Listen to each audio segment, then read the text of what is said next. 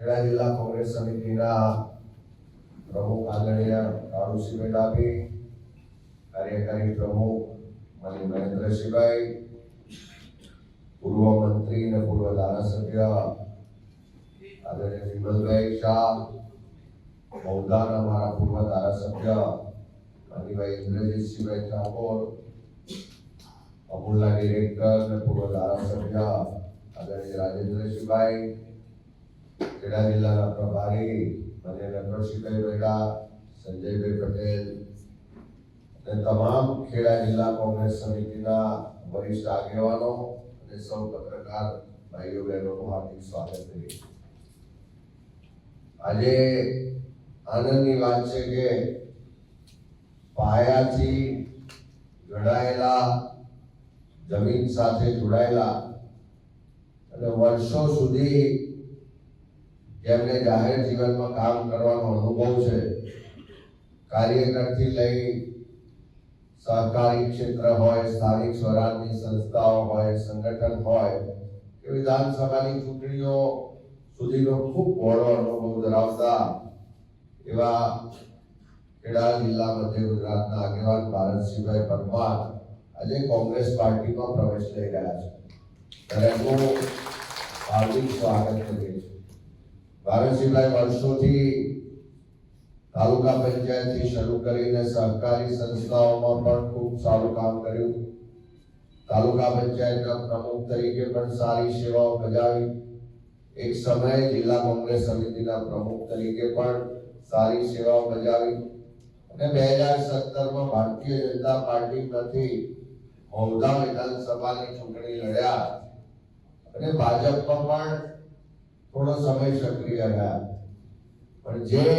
વિચારધારા સાથે વર્ષોથી કામ કર્યું હોય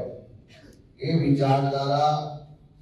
ગરીબો માટેનો અવાજ ઉઠાવો, મધ્યમ વર્ગના લોકોનો અવાજ ઉઠાવો, ખેડૂતો, પશુપાલકો, સામાન્ય લોકોની વાત કરવી કે ભારતીય જનતા પાર્ટીમાં ક્યાંક ને ક્યાંક એવા લોકોને કામ કરવાની રૂકાવટ પણ ઊભી થાય છે અને એવા લોકોનો જે અવાજ પણ નથી સંભળાતો. અને એના જ કારણે હમણાં જનાક્રોશ યાત્રા દરમિયાન આપ સૌએ જોયું હશે કે ખૂબ મોટા પ્રમાણમાં કે ઉત્તર ગુજરાત હોય, મધ્ય ગુજરાત હોય, દક્ષિણ ગુજરાત હોય, આદિવાસી વિસ્તાર હોય કે હમણાં ગઈકાલે ધોળકા તાલુકામાં પણ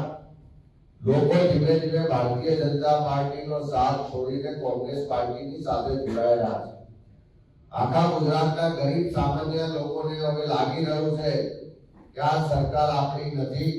અને જે લોકોના મનમાં ગરીબ સામાન્ય લોકો માટેની લાગણી છે, એના માટે કામ કરવાની ધગશ છે, એનો અવાજ કરવાનું, જેમનું નેતૃત્વ કરવાનું કામ છે, એવા લોકો પણ ભારતીય જનતા પાર્ટીમાં હવે ગુંગળામણ અનુભવી રહ્યા છે અને ધીમે ધીમે ફરી પાછી કોંગ્રેસ પાર્ટી સાથે જોડાઈ રહ્યા છે. આજે આપણે બધા જોઈએ છે કે જે રીતે ગરીબોના ઘરો પર બુલડોઝર ચાલે છે અને એ ભારતીય જનતા પાર્ટીમાં અનેક એ સમાજોમાંથી આવનાર આગેવાનો, નેતાઓ છે, પણ એક પણ આગેવાન, એક પણ કાર્યકર એના સામે એક અક્ષર પણ બોલતો નથી. અને એવા સમયમાં ભારતસિંહભાઈને લાગ્યું કે આટલા વર્ષો